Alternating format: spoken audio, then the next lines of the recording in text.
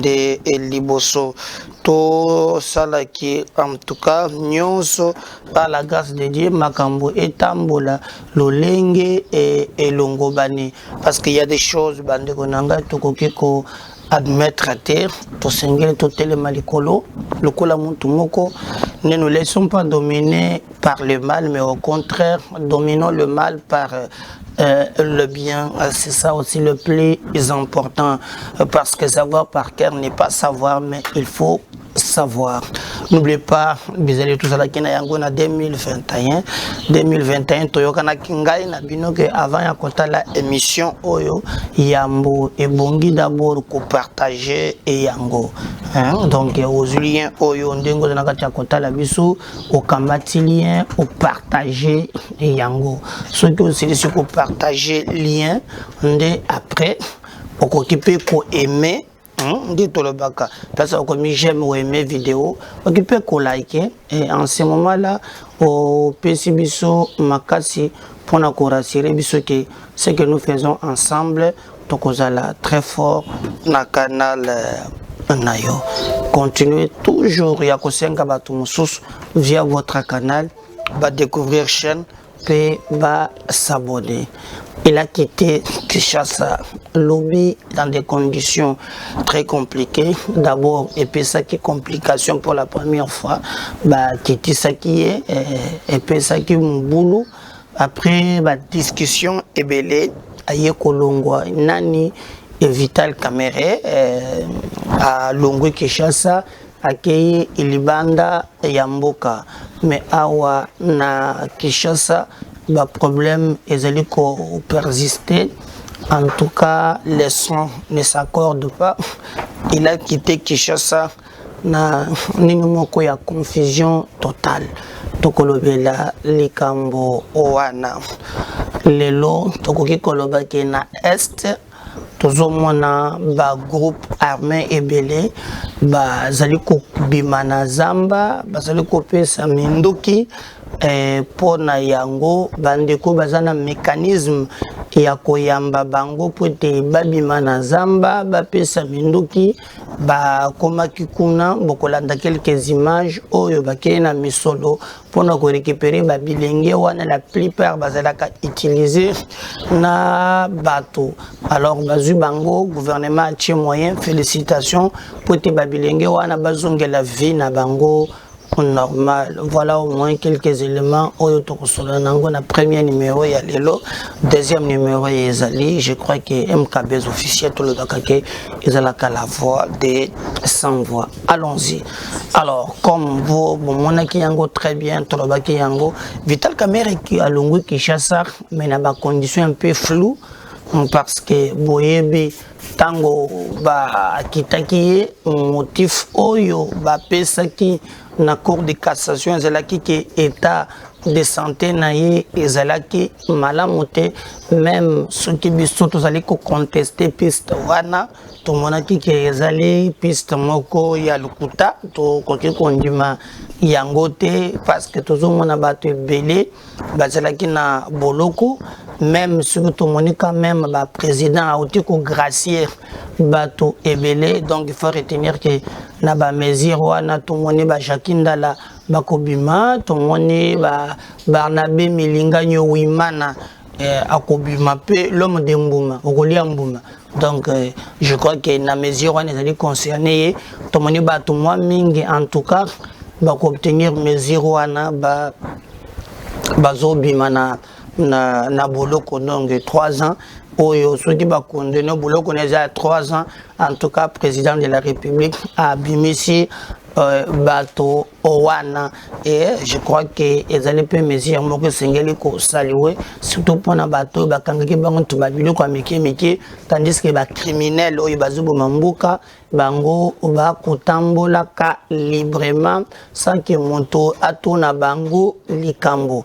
Alors, bapesaki raison que non, le caméra malamu abima na boloko parce que situation ya santé na ye ezali malamu te. Ndenga na mituna ki toujours au okozwa par exemple moto lokola Edi Kapen. Edi Kapen asali na boloko je crois ba 20 ba 18 ans boye. Mais ye abelaka te, ye akendaka te. Kamere na kokota boloko afanda na boloko te, mbala moko abima akena centre nganda, il paraît kaka zobela bazali ko traiter. Et d'ailleurs même tout mon aka ba vidéo moko na ba photo moko yo bazola kisaye na nzungu ya ba champagne azana kati ya komela tout ça. Alors tout bandi komito na maladie wana ya bela ki yango ndengeni parce que depuis à kota makala sala ko sur ces 3 mois aye kobima afanda ki na centre nganda. Mais moi ce qui m'a touché avant de bobinaye ba fait oyo esalike ba reprocher ba fait minene détournement de deniers publics. Talambongo ebele ebima na canal na ye 57 millions 2 millions 1 million 264 000 nyonso na kaka en dollars sans compter folio ya salaki. Qui peut m'expliquer que à cet âge-là, n'a kozwa kaka pouvoir Félix Azui kosala di bala 4 étoiles. Ozomona que en réalité l'homme était venu s'enrichir, enrichissement le poto enrichissement illicite.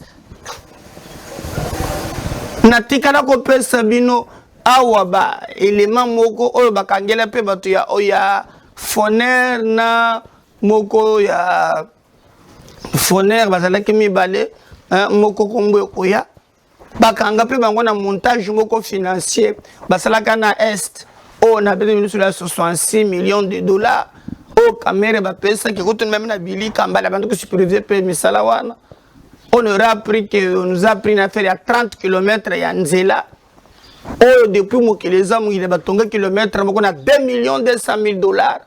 Beaucoup d'argent, n'en parlons même pas. Bongo so de moutons ya pompage.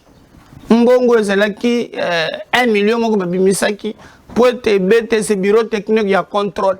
Balandela yango et limoi et monanate et zope ma papou. Il y a eu beaucoup de choses où il y a qui vraiment supporter te peu kotalate et puis si biso passe na motema ya komona ke ba congolais bazo continuer komona passi mais il y a un groupe de soi-disant politiciens bazo kambongo na bango wana pe batambola kana yango baliaka basala ka football monaki ba concert bo monaki makambo bandaki koleka ezalaki très très grave.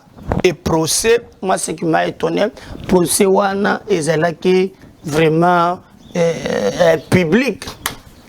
Procès ezalaki public. On n'a pas compris. Du coup, échanger, tout le monde caméra, va quitter la cour de cassation, motif, va peseli, ezalaki ki abandaki kobela. Et tant que quitter bacheye tokoki kolobaka que moi résidence moko un peu surveillé pour que ça qui a ça ba mouvement abima akende boye amata sala boye même bichi akokaki kokomate. C'est dans ces conditions là ndé batikela ki akokaki ko sala mouvement ata moké été. Et vous avez mis bande ko ya parti na ye ba organiser qui même ba concert. Même na bateau ba supporter ba zume ba velo a gangi bazo sepel.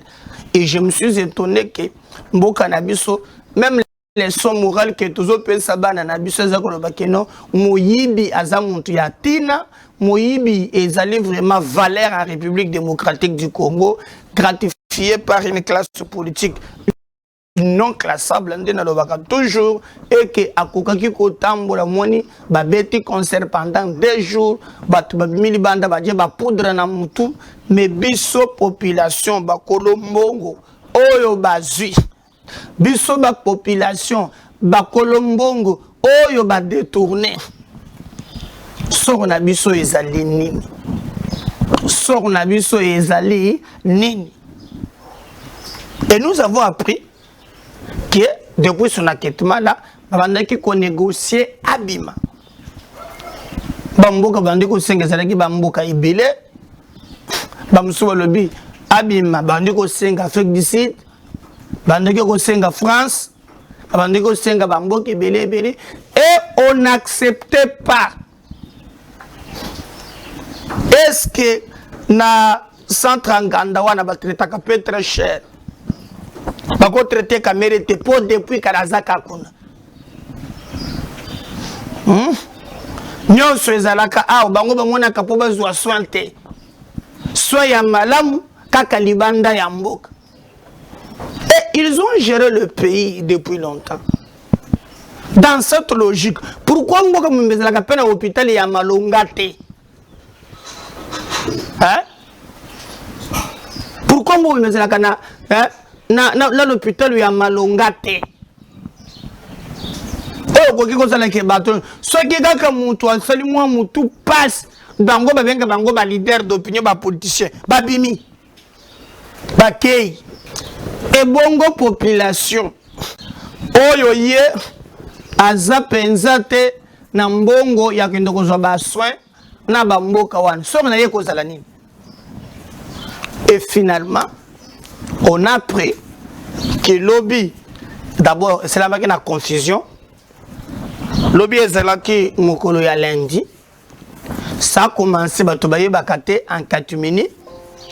Akei kuna ba service ba boya mata ba lukitisi même ba zongisi ba tractation et kokoba jusqu'à ce que lobby ba autorisé à voyager. Voyage naye, nous apprenons que bazwa ki jet moko privé direction na yango ekokende na États-Unis et kitaki je crois les informations tozu na ba 20h55 a kitaki na Bruxelles batu ba moni awa basali théâtre ke non bazwa avion moko médicalisé mais batu ba moni balobi en tout cas en bonne donc santé hein. Il est vraiment en forme. Et on a voulu maquiller ça. Est-ce que à Kozonga Lissous, problème Yangowan?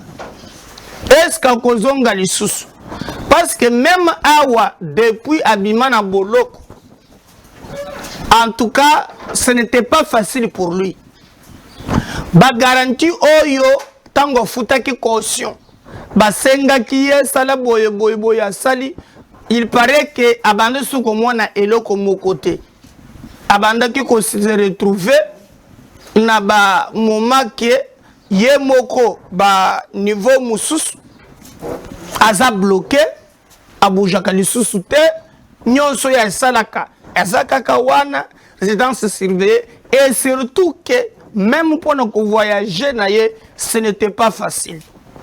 Vous avez vu même ayekoye bisa bandeko ya village na bango oyo mbuka ya botami babenga yango les bashi. Il a fait une déclaration et dans cette déclaration oyo yemoko alobi clairement Bazolinga, Batika Kamere, président de la République, a facilité les tâches. Ezali malamute, ndenge, bazali kokanga, bazali kobombaye awa, ezali boyete.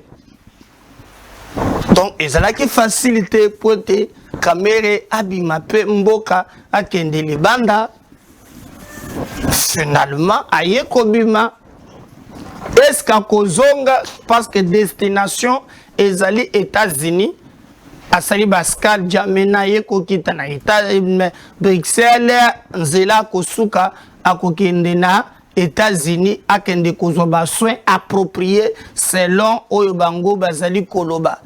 Alors moi je me pose la question si en réalité bango bakoki kozala na solo na makambu oyo yakisi. Je ne crois pas keza makambo ya santé ezali makambo mususu contraire. Et je me pose la question, awaye abimi akei États-Unis, liberté provisoire pour que kozwakisi bakozongisa ye po samba ou bien isili. L'expérience nous montre qu'à chaque fois que babanda ki kolobela makambo ya liberté provisoire mutozonga kasamba kadisusu azalaka na yete. L'expérience nous montre que non, quand on parle de liberté provisoire, il y a une liberté ya libela.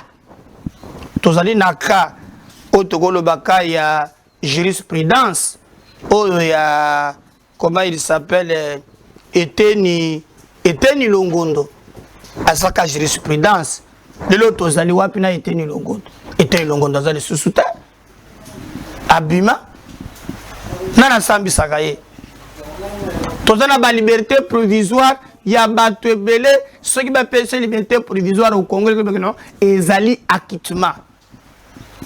Alors akei États-Unis ndenge tozoyoka pona makambo ya ba soin donc nakotala très bien na ndenge bato de ba fêter elingi koloba ke mbongo na biso ekei libela, mbongo na biso tokomona yango te. Mais pour bomona politique il y a 2 poids 2 mesures, politique il y a théâtre. Jamal, parce que dans cette histoire on peut très bien, c'est Kamere qui a tout organisé. Jamal Kamera salili mayele na ye ya kimaleo ya zalakana yango azobi akosi. Alors il n'a pas compris na dernière minute que non, celui qui était le plus malin au Togoki Koloba et Zalaki Vital Kamere. Parce que si vous regardez très bien Azolobani, ce n'est pas moi. Il m'a dit venez, connais pas. Kamere abandaki ko rassurer Jamal que tout ça va montage ngana ko protéger yo. Soki bolandi mbongo ya liboso ebimi 57 millions de gré à gré, mais au moins baibisaki Jamal à remettre clé à la main. Jamal a silisina nukutute. Vous avez vu comment Kamere a monté qui deuxième dossier. Non, il y a Samibo, mais il y a Ousmane Sarel. Oh, dans le dossier, on a 2 150 quelques mille de dollars. Oh, yo, Kamere a démissionné. Mais il impliquait toujours Jamal. Et vous avez vu comment même dans le procès, Kamere a commenté à la JP, Jamal qui fait ce bango mapango. Mais qui peut m'expliquer que Kamere est Azali numéro 1 à obtenir liberté pour Zobela? Jamal a côté ici peut à 5 liberté provisoire, justice et boy. Hein? Âge à Jamal, Nage à Kamere, ils ont compris que Basali bourde moko ke bakoki ko bandele le sous-souté. La logique voulait aussi que non, c'est ça pour le cadre ya maladie. En tout cas, ça peut Jamal liberté provisoire. Parce que âge à Kamere, âge à Jamal, c'est Jamal qui a avancé en âge. On te est vraiment malade du colika. Et ça dit Jamal. Mais on n'a pas compris comment justice est rejetée. Comme ils sonne, allez-y jusqu'au bout de la logique. Pourquoi vous refusez? Tout le monde qui vient voter sans problème. Allez-y jusqu'au bout de votre logique. Comment vous aurez repris Jamal liberté provisoire? Ceux qui vont aller entre les deux, l'homme orchestre, même quand vous êtes dans Mouima, vous êtes comptable de la présidence, vous avez même bateau, vous avez la commission. L'homme orchestre, c'était Kamere qui faisait tout. Hein? Qui faisait tout. Mais il est grand temps que tout le monde clair dans le dossier. Si vous voulez la logique veut que vous vous distraire, vous pouvez Jamal, liberté provisoire, pour y assenger à l'objet que Yépe, Azali Kobela, Alina problème, il y a santé. donné à Kamere parce que yé azalina bato o babine la kaye tango yiba kambong peut-être que Jamal azana bato yote o bakobine la ye aloka pe bato balata ba cravate balata ba veste babanda kobine la moyibi pour awa na Congo on a institutionnalisé, on a gratifié, on a montré à nos enfants que moyibi ezali qualité. Oui, on a montré aux enfants que moyibi ezali qualité. C'est regrettable. C'est très très grave. Et boye bake Jamal y a cause de liberté provisoire te ba boye lié. Mais au moins Kamere ndenge tozolo ba boye abimili banda ya mboka. Raison balobi ake kozwa bakisi akende kozwa ba soins de santé appropriés o ya Monique non awa kokaki kozwa te. Donc, bakende kopé ça y est, libanda, bande komoko ba bengi ngai na Belgique. Bolobi na ngai à partir de 20h55, hein, bande avion atterrir wana, mais à cause de la wana te azo continuer na nzela ya kokende États-Unis, akende kozwa bakisi, akende ko se faire soigner na ibisibilo ke ngai nazo doté fort la maladie wana. Le problème est que awa complication comment que peut ma casse rien ne marchait, n'y a rien, il y a bakisi na makambouane oyo boyoka ki ezali pire distraction oyo boyoka ki ezali montage monene oyo bango basali likambo wana ya kolobaki ezali makambo ya kisi ngai na moni likambo ya kisi e wana te parce que ici déjà Kamere ya banda ki kozoa bakisi balobaki soki na centre Nganda mais je n'ai rien vu en tout cas de spécial au tokoki kolobaki Vital Kamere azalaki kobela de bato bazwa gravité yango aki kozwa batika ki je ne crois pas même cour de cassation et donc bango basali bamoni kazalaki bourde et conséquences bomoni lo lenge nini en tout cas même Jamal bayoki soni ya kopé sa Jamal liberté provisoire en connaissant makambo yo bango moko basali mais on attend tout le monde ce qui caméra kozonga penza vraiment sikoyote ça je peux vous rassurer parce que kobimanaye même na aéroport ezalaki facilité ezalaki facilité bakiti sakaye azongaki tractation et bandi ko continuer babenga de gauche à droite c'est à la fin kaye ko voyager même voyage ezalaki facilité comme les gens pensent c'est là qui est difficile et bien qu'à voyager en tout cas on attend voir mais les informations pour zonga et que c'est un peu difficile tellement difficile il faut pas paramètres bien et ça la réunir pour te ayeba na kozonga awa parce que kobemanaye et pensa qui va te beli mutema pasi ya kosakana te et d'ailleurs vous n'entendez même pas depuis que Kamere Abimi je crois que bozoyo kake même IGF alors on a le sous-souté est-ce que vous avez un IGF je vais le sous-souté ce que l'ingé tia kontimai ce que mais ça qui ndengeni mais en tout cas les alingeti obiso vraiment toyebi toujours sentir le sous-souté depuis bobimi ya Kamere bon bah c'est là qui sorti na bango moko na lozolo bambi pour rassurer na ba congolais kolobaki quel que soit batiki bato bango bakolemba te bakozala toujours wana pona ko traquer ba miyibi mais depuis bobimi ya Kamere tous allez vraiment ko sentir te impact le sous ya IGF ndenge to bandaki koyoka azalaki ko traquer ba miyibi ndenge zelaki mais cette fois-ci en tout cas a calmé Ekoti et d'ailleurs même ces réseaux de mafieux de voleurs ils ont eu coopéré avec la justice parce que la justice aussi ba monaki ba ndiko tabampiaka bango bemesana ba kosumba ba mituka na ba immeuble na bango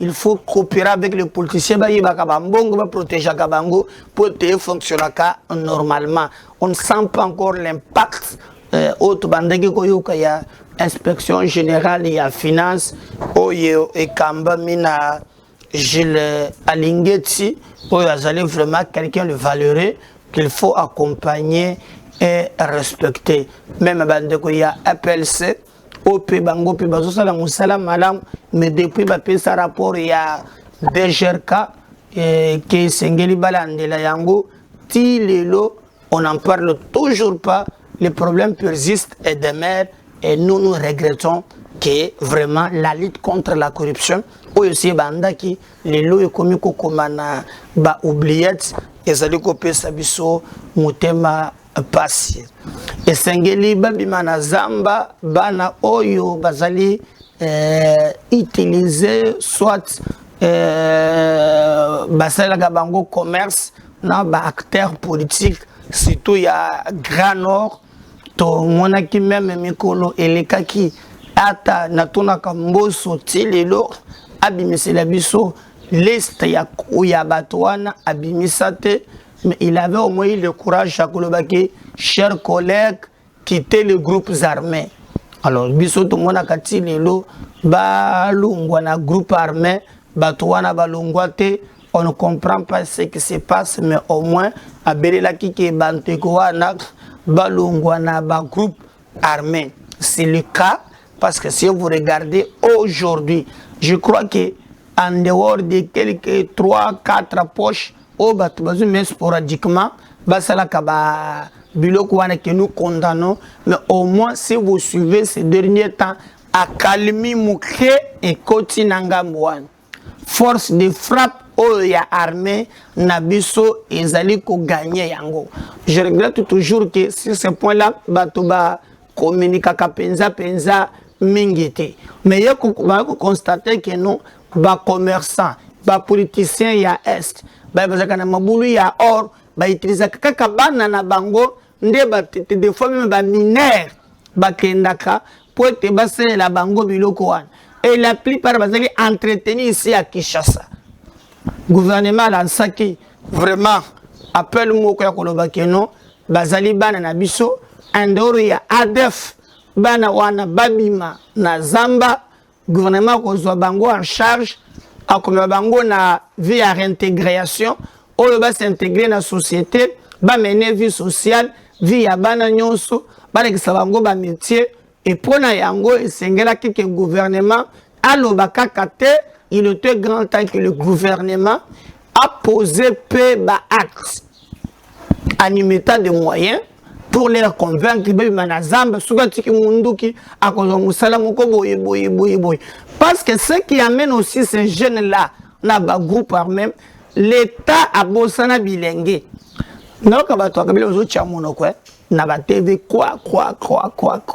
Vous savez que quand Kabila quitte le pays, le pouvoir, rapport Yabad, Banque africaine de développement, ezali kota lisabiso que la population congolaise est estimée à 75% jeunes, donc 90% de jeunes basés à chômage. Politique moko ya emploi ya ba jeunes ezate à part Mouyibi. Il a appelle Sibiso, je crois Paris Foot na winner. Oh, comment on a bilenge balamukina tongo parce que nous papier bati na poche. Yeriera Boumingaï, Barça Boumingaï, Kakabongo. Mais ces jeunes groupe armé, Bazana Moussalate, quand on lui propose quelque chose, il est prêt.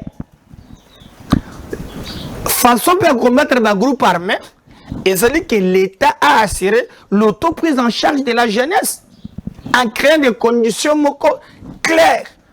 L'État peut se rabattre sur Missalate, mais l'État peut créer des conditions qui peuvent permettre que même le privé, l'entrepreneur, les jeunes Missala, n'a pas respecté.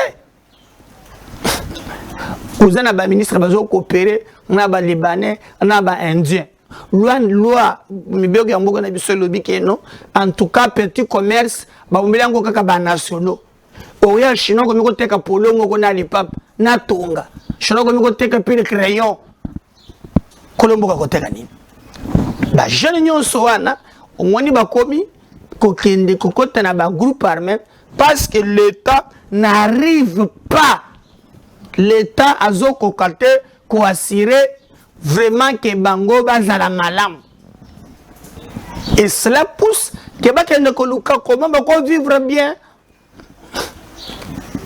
Et en contrepartie, bakomi koboma, guerre ekoti, instabilité et tous les moyens qu'on pouvait mettre dans le développement, tous les moyens wana, tout le monde a bitumba.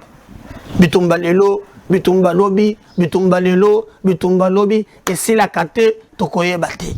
Mais tout ce pays na initiative oyo pour tomoni maintenant gouverneur militaire na bandi kumususu le gouvernement a tendu motumoko pour le rassurer.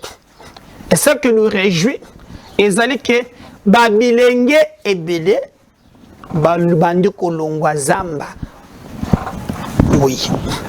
Babandi kolongwa zamba baya correspondre na appel wana ya kimia. Baya ba servir mboka. Et moi je suis d'accord dans le système one. Au lieu de le mixage, brassage, yango awa. Parce que si notre armée aussi aujourd'hui, ils allaient tellement infiltrés à cause de biloko wana. Au lieu de bimisa ba bilenge wana, ko tia bango c'est comme ko basala musala, kabila bandaki ko sala biloko wana. Akokamata boyo komona u DDC ni wana, mixage, brixage, azui batu wana. Oyo muntazeka na machette na tongo lobi abimi général ya kotumba. C'est comme ça que la plupart ya ba général aux autres za ba généraux to za na bango awa black te baza bato basala makambu ya mabe mingi koleka.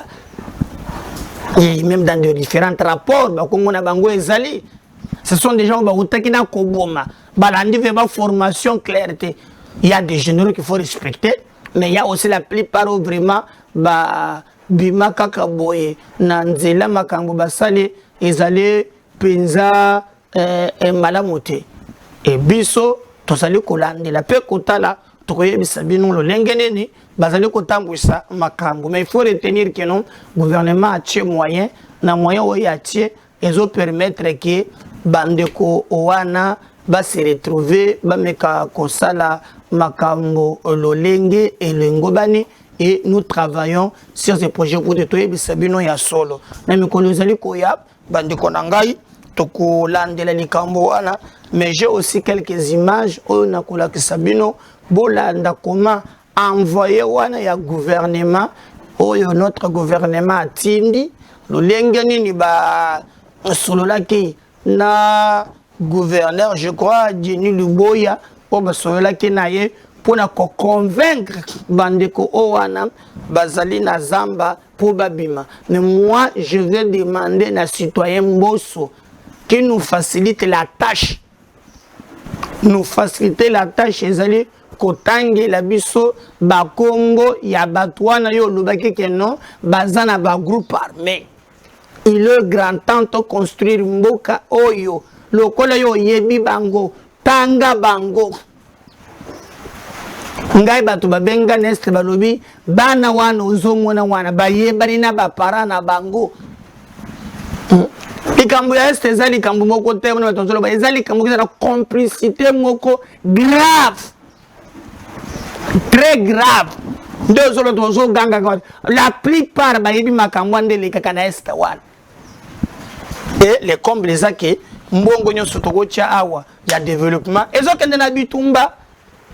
On a même temps que voter dans l'Assemblée nationale, on a même majoré budget armé. Mais mbongo wana tokoki ko utiliser yango pour le développement na biso. Pour le groupe ya batu moko basala kango nanko bayebani comment basala la kango pe ba s'organiser biso awa totika la ka vraiment tozalaka bato yo chaque jour babomi bato. Mutuko to bisingai président Meda.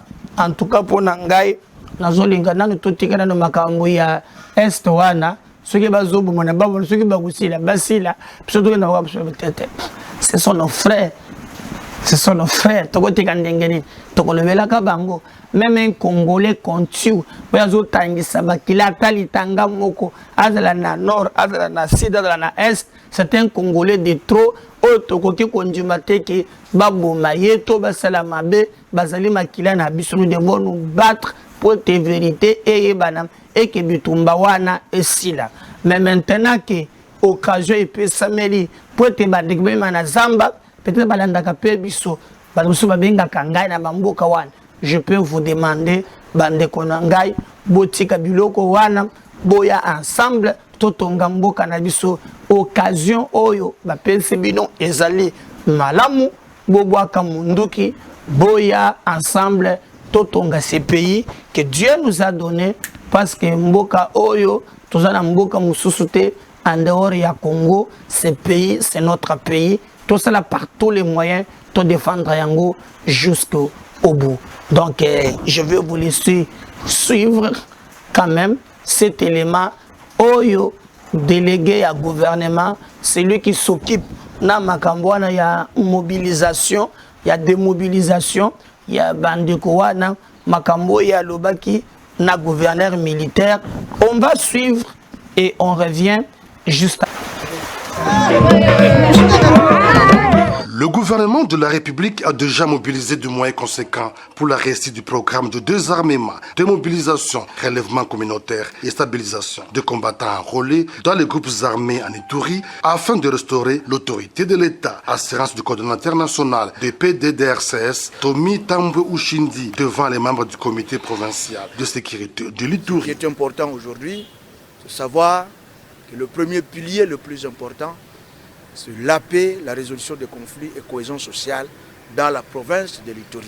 Nous allons nous mettre au travail, c'est ça notre mission, les accueillir dans des sites appropriés, également à prêter toute la logistique nécessaire. Il ne manque rien à boire pour les loisirs, pour leur rééducation et pour leur déradicalisation. Pour le gouverneur militaire de l'Ituri, le lieutenant général Luboyanka Choma Johnny, ce programme vient en appui aux opérations militaires. Voilà, aujourd'hui, le coordonnateur est là. Nous sommes en train maintenant, on est en train d'organiser le tout pour qu'ils soient vraiment bien accueillis et qu'ils soient bien traités de sorte pour eux à participer maintenant au développement du pays au lieu de rester là où ils sont en train de créer la mort à la paisible population.